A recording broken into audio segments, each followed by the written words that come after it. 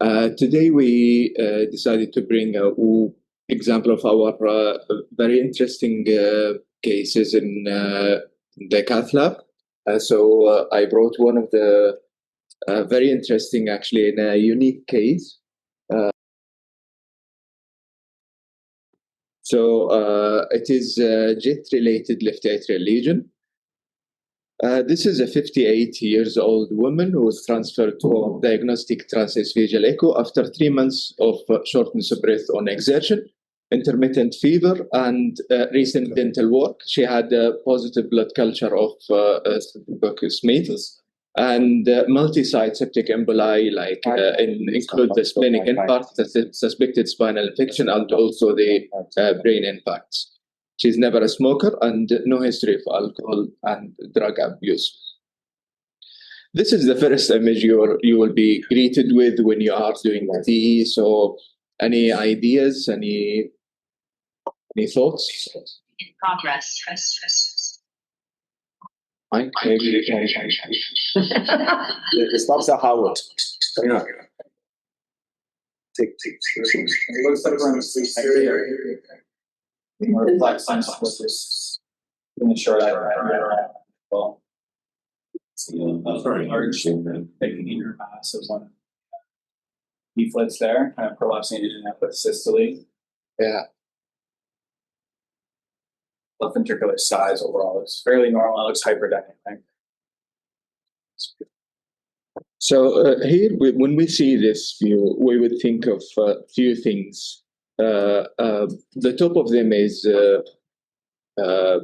prolapse, or would be like probably a vegetation. But just to confirm, whenever we see any mass or any suspicion of prolapse, we have to confirm with the orthogonal views, explain, we have to use color, we have to just confirm with multiple views just to confirm and study the diagnosis.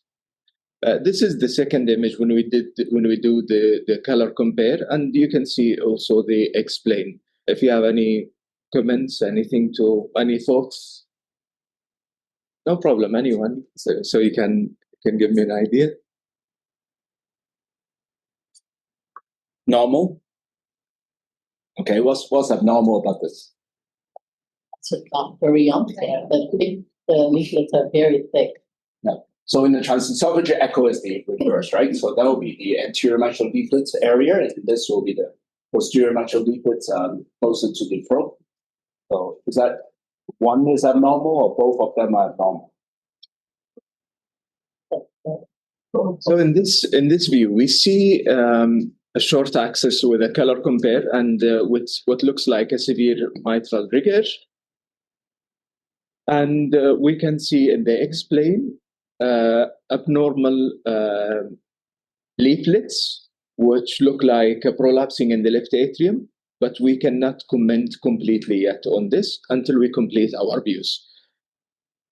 When we went to the mediasophageal views, we started to have this abnormal large mass that is attached to the mitral leaflet. We see the first image. We see here the four-chamber. We see here the LVOT view. And we see here the zoomed four-chamber on the mitral.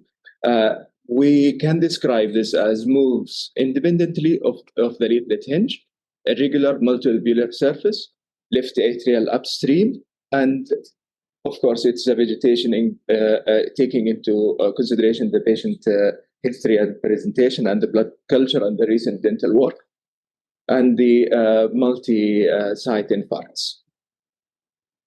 So the vegetation morphology and embolic risk. You can see by the first image, the explain how it looks like, and by 3D as well, we confirmed. Large multilobulated attached to P2 vegetation measuring 29 by 14 with the multiflail segments, shaggy surface with a high independent mobility, protrusion into LA that increase embolic risk. So you see in this 3D, it protrudes very much into the LA. But can you notice anything else in this 3D as well? It's very interesting when we see like a striking diagnosis, we often tend to concentrate only on that. But watch the anterior wall of the left atrium. There is like a very small mass, and there are multiple irregularities, and we will talk about this. This is actually our main topic today. We see severe anterior directed mitral leaflet here by 3D, and it suddenly stops. So anyways, we did the 3D color on the right side, and it's when there is a severe mitral regurg, usually the color is very messy in the image. What we did in the second image, we increased the wall filter to see the jet origin and where it directs into the LA. I will end the show, and I will resume. So it starts again. Yeah, you see this in the image that plays now on the left side. You see that it hits the wall, the anterior wall. So it's an anterior directed jet. And by this view, with the normal wall filter, we don't see how clear it is. So it's a severe anterior directed jet from flail P2. Jet is directed anterior to the LA or aortomitral curtain. The focused jet momentum that causes endothelial shear and thrombogenic surface. Here we zoomed on the mass we saw, but by 2D, which shows us the origin and shows us if it is single or multiple. So it's a multiple heterogeneous mobile mass that clusters in the anterior left atrium. Orthogonal explain confirm the atrial wall attachment, and you can see here in the image on the right, you can see a live 3D and how mobile it is, independent of the wall that's attached to it, and you can appreciate also multiple small scattered thrombi next to it. So, what do you think management will be in this patient who has large, mobile, multi-scattered thrombi and vegetations and embolic phenomena?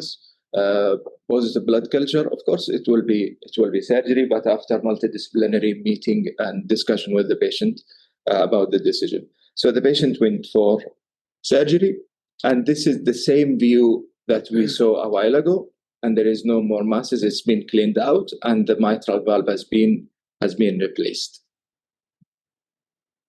Actually, this case has been reviewed in the literature. It's only about 5 or 6 case reports that has been reported as left atrial mural mass, or they mentioned it as a jet lesion, effective endocarditis. These are the case reports that has been reported since 2005 until 2024. So we will go with the pearls about the presentation. In patients with bacteremia, embolic phenomena, early diagnostic TE is essential to localize valvular or mural disease. First impression are valuable, but must test both multiple orthogonal views and clinical data correlation. Optimizing the orthogonal explained 3D views are essential to distinguish leaflet prolapse from attached mass. When there is vegetation, full scan is mandatory to rule out disseminations. Vegetation mobility, surface irregularity predict embolic potentials more than size alone. Severe eccentric regurgitation jet is both hemodynamically significant and mechanical cause of focal atrial injury.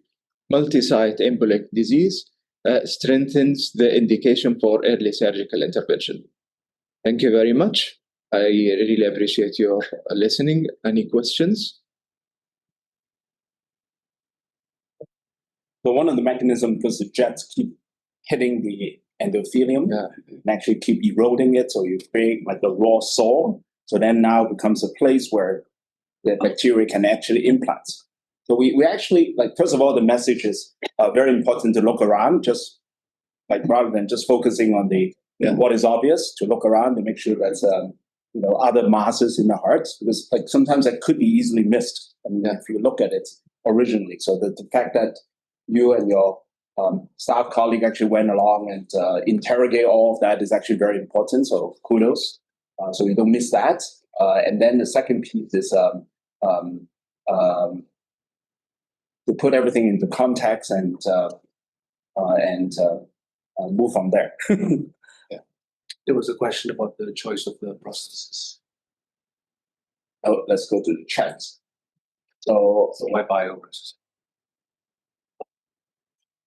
It was the patient choice because the prosthesis in the future, she was at this age. In the future, if she needs, she will end up with open heart surgery again, and she will need to be on anticoagulation lifelong and frequent follow-up for INR. And she preferred to have the bioprosthesis for possible future. If there is any intervention, she would go for intervention, and no need for regular follow-up for INR and investigations. So can you discuss again further the indication for surgery for endocarditis? Yeah, the indication for surgery is as this patient, multiple embolic phenomena. The patient did not have good response to antibiotics, large mobile mass that is tending to disseminate, and heart failure that is caused by severe valvular dysfunction. Okay, so that's actually a good indication. Yeah, recalcitrant heart failure, despite optimal medical management. The other one that I remember, correct me, these days is recurrent embolic phenomenon despite being on adequate antibiotics treatment. So those are the ones that we would go after. Sometimes as size actually would be another indication for that, and so on and so forth. From there. So this is a 17-year-old male presenting to emergency department with chest pain. He had a fairly undifferentiated past medical history. So there's a history of congenital heart disease where he had a sternotomy scar and surgical repair at age 2, but we didn't really have any other details through family, the patient, or any surgical notes that were available. He was just on aspirin daily, and he emigrated from the Congo to Canada 3 months ago. We didn't have any other surgical scars. He came in with this fairly non-specific chest pain, and when the emergency physicians listened to him, they heard a very loud murmur, systolic murmur, but they also heard other murmurs throughout. So given his undifferentiated presentation, we were kind of asked to do a stat echo in the emergency department to try to figure out what was going on. And so just for those who may have not heard in the past, we'll just get people to shout out or put into the chat if you see kind of any abnormalities that you want to comment on.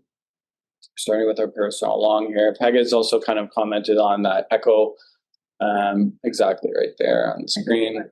Echo bright structure, just inferior to the aortic valve. Coronary sinus is slightly prominent, yeah. Yeah. So it's just suggestive of previous surgery. I remember this BSD area. Yeah, the root/sinuses do look a little bit prominent as well. So you see why somebody called it symbiotic membrane. There's a little projection. Yeah, there's something funny. Yeah, whether that's an artifact from the patch or something else. Just the artifact. I think the patch being pushed down, like every contraction. It looks like. Yeah, it looks like the flow across the aorta is okay. Yeah, no, there's nothing across the interventional septum. But as mentioned in the RVOT there, and kind of this limited view, we do see some turbulence. It's just a little side.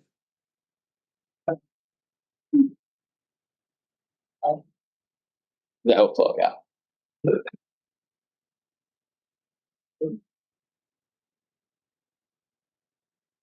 We're looking at pulmonic valve. Stomy. So very nice to Excellent sonographer, whoever that was. What's that? Wasn't good enough to get that. What's that? Color. We did do color. Yeah. Yeah. There's another abnormal flow here, which looks continuous-ish.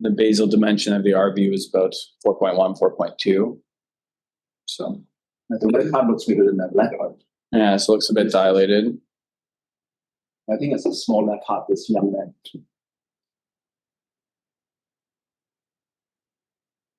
More of an RV specific view. There's kind of like lots of trabeculation. It's hard to tell if there's actual hypertrophy, I thought. There's trabeculations.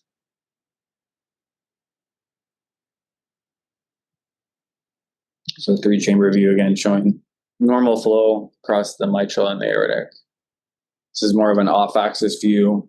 I appreciate the basal dimension of the RV is a bit generous.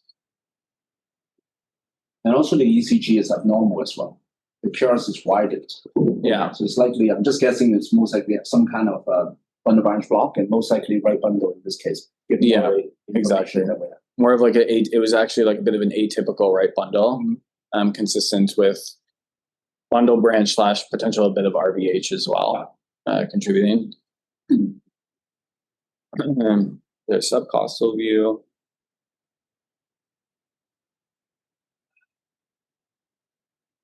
This is just another view of the outflow.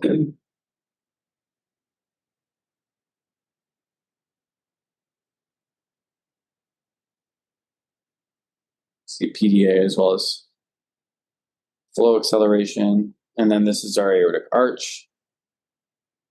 You can see normal kind of arch anatomy, brachiocephalic coming off. So most likely a left-sided arch. And then we see more so continuous flow in this area here, which is consistent with kind of the PDA that we saw in other views. And this is the PW at the aortic arch. At the PDA. At this side of the PDA, yeah. Yeah. Continuous. So essentially that's where we're seeing our continuous flow. There's kind of augmentation during just after systole, and then throughout diastole, we see this continuous flow here. Okay, and then because the right heart was a bit dilated, we decided to use some bubbles.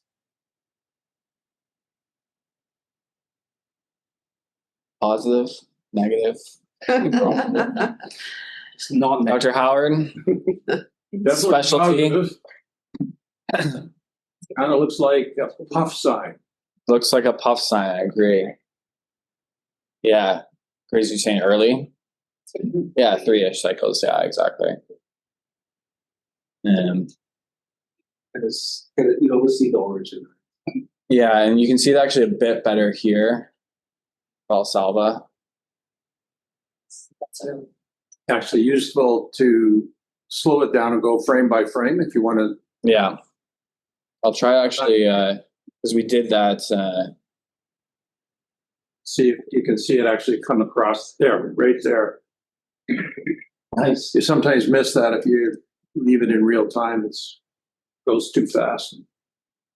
Nice. Okay. Summary. Okay, so overall, this was our interpretation. Happy to hear other people's thoughts and stuff. But the left ventricle ended up being borderline dilated on contrast enhanced images. We did do contrast after the bubble. We thought that the echo bright density was consistent with probably a perimembranous VSD repair. The systolic function was normal wall motion, normal diastolic function. Right ventricle was mildly dilated, again in the 4.2 kind of basal dimensions. Low normal systolic function. The TAPSE and the RS prime were kind of borderline in the 1.8-ish area, 9-ish area. Agree with the agitated saline. We thought that there was 2+ bubbles. It was early within 3 cardiac cycles. You could see it directly coming across the kind of middle of the intraatrial septum there. So we thought this was most consistent with the PFO. RBSP was around 32, but could have been underestimated just because of the incomplete Doppler profile. Now, regarding the pulmonary valve in the PDA, so we can see some color flow acceleration across the pulmonary valve. We were wondering if that linear kind of echo bright structure just inferior to the pulmonary valve may have been like a prior repair, stitch, membrane, something like that. And we could see some flow acceleration occurring just before the pulmonary valve, and we actually saw the leaflets opening quite well. So we were wondering if this was more so consistent with kind of subpulmonic or infundibular stenosis. It ended up being in the mild range, and we'll talk about pulmonary stenosis briefly. PDA was visualized with continuous flow. It looked pretty prominent. We could see the continuous flow in the aortic arch as well. Regarding that defect in the aortic on the short axis of the aorta, differential would be kind of small sinus of Valsalva aneurysm versus just a bit of outpouching where that patch was essentially placed. But no flow across that area, no kind of structural degeneration of the aortic valve at all. And so we thought, taking in everything in consideration with his sternotomy, age 2, we thought that this was probably most consistent with prior tetralogy of Fallot, with VSD, pulmonic stenosis that was repaired. And he has some mild residual subpulmonic stenosis and associated PDA. We did also think, because that AVSD could be on the differential as well, with a couple of other associated congenital abnormalities, but because of the PFO, it would be unlikely that they repaired around, like open surgical repair around the AVSD, like they were putting that together and then left a PFO, or PFO was fixed. So we thought it was probably most consistent with tetralogy of Fallot. So just in general, when we're dealing with undifferentiated congenital heart disease, I found this approach through my cardiology training useful, just to kind of separate the 4 individual parts and just have a framework when you're looking at an echocardiogram. And so the segmental approach is that you essentially look at sinus and cardiac position, then you look at the atrial chambers, the AV junctions, so the 2 valves, and then you look at the ventricles and the arterial trunks, and then you try to kind of put everything together to determine the patient's anatomy. From a sinus perspective, for congenital cardiology or undifferentiated congenital heart disease, you actually recommend to start in the subcostal, because that will give you basically a gross kind of look at all of the 4 cardiac structures. You'll see the orientation of the heart, and most importantly, you'll see the orientation of the IVC and the aorta, because the IVC and the aorta are actually going to tell you the sinus of the patient. So for sinus solidus, which is your normal anatomy, versus sinus invertus, essentially you get switching or mirror image of all your thoraco-abdominal organs. So you can see on the side there that you get switching of the bronchi, the lung lobes, as well as all the intra-abdominal organs. And the way that we can look at this easily on echo is just look at where the IVC in the aorta is. And so it will be reversed in sinus inversus, which will then follow the rest of your organs. And this is best seen in the subcostal view. When we think about cardiac position, levocardia is kind of your normal anatomy. Dextrocardia is that where the apex is now pointed to the right, and then mesocardia if it's essentially midline. And you can have every combination you can think of. It can be normal sinus, but dextrocardia. It can be in sinus inversus and dextrocardia. So there's a lot of different variations that you can see there throughout the 4 boxes. So kind of looking at them separately and then putting it together, as opposed to trying to do all the combinations in your head, can be an easy way, or an easier way. Now, regarding the atrial chambers, this is kind of the next thing that you look at. And essentially, the way to distinguish the 2 atrial chambers is that you're going to be looking for the morphological characteristics that fit with each chamber. Some of these are a little bit more easy to see on like a transesophageal as opposed to a thoracic. But essentially, for the right atrium, you want to look for your venous inflow. So you're looking for your IVC, SVC, as well as identification of the coronary sinus, because that anatomy is all going to fit with the right atrium. And then you also look for all the embryological remnants if they are present. And those can be quite helpful to say, like, this is definitely the right atrium. So you're looking at your eustachian, Chiari, as well as your crystal terminalis.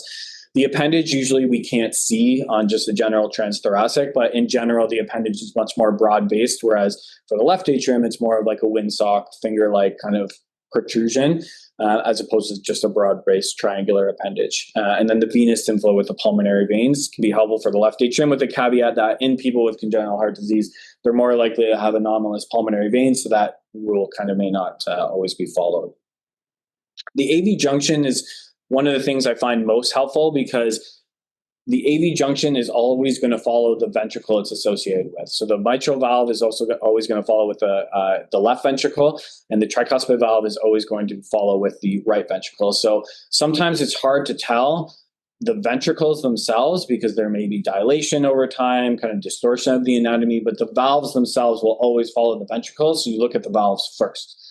When we're looking at the tricuspid valve, probably the easiest thing is that the tricuspid valve in normal anatomy is going to be apically displaced. So there's going to be apical displacement of the tricuspid valve plane as opposed to the mitral valve. So this is a 4-chamber here, and we're going to see that the tricuspid plane is essentially apically displaced compared to the mitral valve. And that's one of the most helpful things. If you see them on the same plane or aligned, that is consistent with possible AVSD spectrum disease, because they essentially have like a variation in AV valve. And so them being on the same plane is very characteristic of something abnormal, as opposed to the apical displacement, which really helps you determine that, yes, this is a tricuspid valve.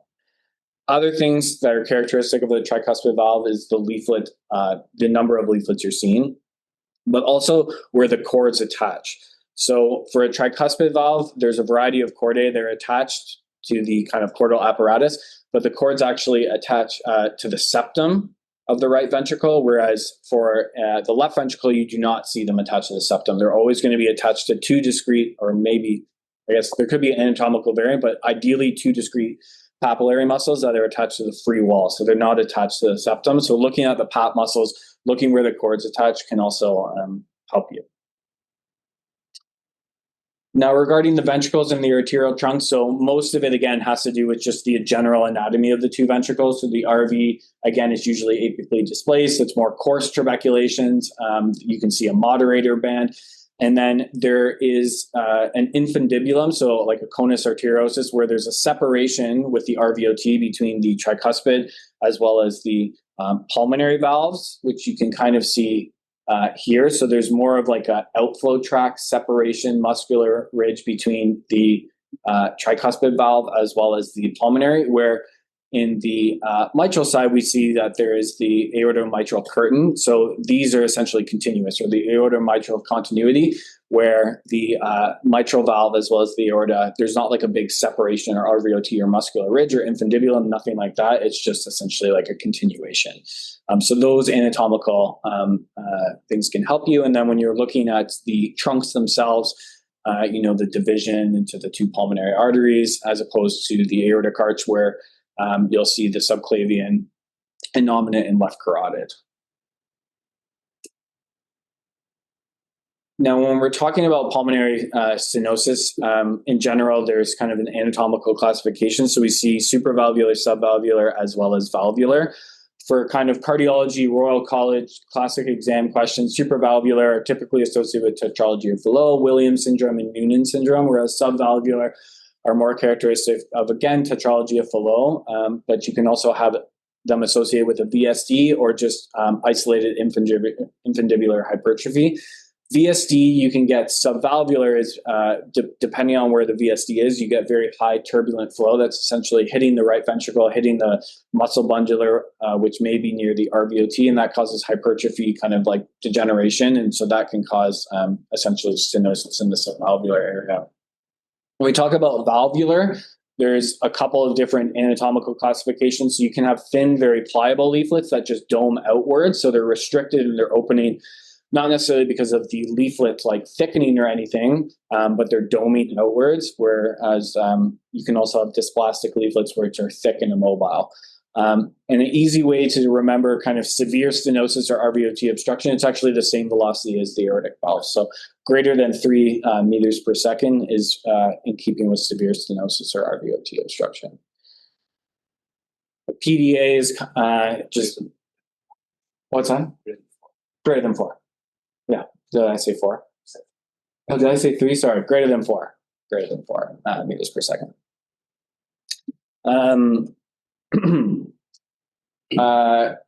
For PDA, as most of us on the call know, it's an embryological remnant that allows for fetal, like partially oxygenated fetal circulation to go directly to the descending aorta in the baby's body.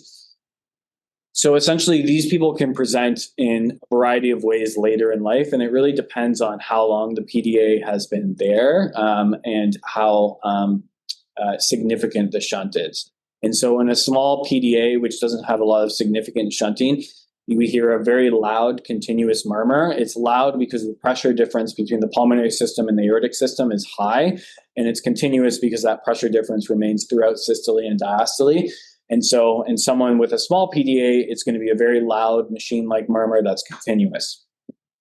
As the PDA progresses, or if it's increased in size, we hear a continuous murmur, but we also hear that it decreases in intensity over time as the pulmonary pressures climb, because that pressure gradient is now smaller. They also develop features that are similar to kind of aortic regurgitation because of enhanced flow to the left-sided system. So you can have an increased pulse pressure, bounding pulse, and that's because of essentially a similar physiology to aortic regurgitation, but that continuous diastolic flow is going to the pulmonary system and then translating to the left-sided systems. As this progresses and the patient develops significant LV dilation, pulmonary hypertension, you actually get absence of this continuous murmur, and that's because there's no longer continuous shunting because the pulmonary pressures are now being so high that they actually rival the systemic pressures. And so you get absence of that murmur because you don't have as much shunting. And so that is a very bad thing. And at its most kind of like terminal stage or kind of severe stage, you get Eisenmeyer's physiology where you actually get transient right to left shunting. And remember, that's going to be deoxygenated blood. So these patients have a very interesting physiology where their lower legs or their toes are blue and cyanotic and clubbed because you get asymmetric cyanosis to the lower extremities through right to left shunting through the PDA. And so essentially principles of echo evaluation is because it provides a volume overload to the left ventricle, which is, again, another classic kind of exam question. You think that it would overload the RV, but it's actually going into the pulmonary system and directly to the left ventricle. So you're volume overloading the left side. You're looking for chamber dilation as well as systolic dysfunction. QPQS shunting, if you're able to characterize that in echo, but again, some of these patients may have other congenital heart disease, RVOT obstruction, which makes this formula challenging. You're looking for signs of pulmonary hypertension. Similar to a VSD, we can actually calculate pulmonary hypertension through the peak velocity through the PDA if we subtract the systolic blood pressure, and then the classic kind of continuous diastolic flow in the ascending aorta. And so these are our classic views. We're looking at the ductal view, which is just a little bit off axis from your short axis view, and then your suprasternal view, which we both captured on our echo. Here. And this is our classic kind of sawtooth PW Doppler profile with continuous murmur, which is augmenting just after systole and then kind of remaining throughout diastole. In general, indications for closure is that device or catheter-based therapy is preferred over open surgical repair. Once you kind of start to develop any LV enlargement, or if there's a significant increase in stroke volume, which they kind of define as cardiac index and cardiac output, but also that you want to be able to show that there is a significant QPQS ratio of at least over 1.5, so a significant degree of shunting, and the patient hasn't developed pulmonary hypertension, that's kind of the ideal candidate for percutaneous closure. And so with simple anatomy, they're just able to go up into the pulmonary artery and just put a little plug there to essentially stop the flow. These high-velocity shunts are also at risk for infective endocarditis as well over time, just because of similar to jet lesions, you get distortion of the endothelial lining just from the high-velocity shunt. And so in a patient that develops an infective endocarditis, that's also an indication for closure. Once pulmonary hypertension develops, it becomes a little bit more complicated because closing that structure can cause problems with pulmonary circuit as well as the right ventricle. And so once they develop pulmonary hypertension, there's more of like an individual kind of patient decision. So overall, for this patient, he had kind of atypical chest pain. His troponins were negative. It was more so kind of MSK, but it's lucky that we got a comprehensive echo because he, with the PDA, the not clear pulmonary hypertension, but it looks large enough that it could cause some hemodynamically significant shunting, and he had borderline LV dilation He was referred to our congenital colleagues down the streets for evaluation because this will need to be closed at some stage. Thank you, Mike. So just very review, and just want to mention the repeat TED case, which is one of the most common congenital cyanotic disease that actually we still see that, and because in Canada we have a lot of immigrants, and then a lot of them actually got repaired and then come to see us, and then we have to image them, and then we figure these things out. It's a combination of overriding aorta, pulmonary stenosis, ventricular septal defect, and right ventricular hypertrophy. Of interest, the tetralogy of Fallot was initially described in 1671 by Danish researcher Niels Denson. So initially it was actually Danish. And then it was subsequently described again in 1888 by the French physician Etienne Louis Arthur Fallot, after whom it was ultimately named. And even more interestingly, coming back to the Canadian history, in 1924, Maud Elizabeth Seymour Evarts, who is actually a student of William Osler, pediatric cardiologist from Montreal McGill, named it tetralogy of Fallot. So the name of TOF actually comes back to Canada.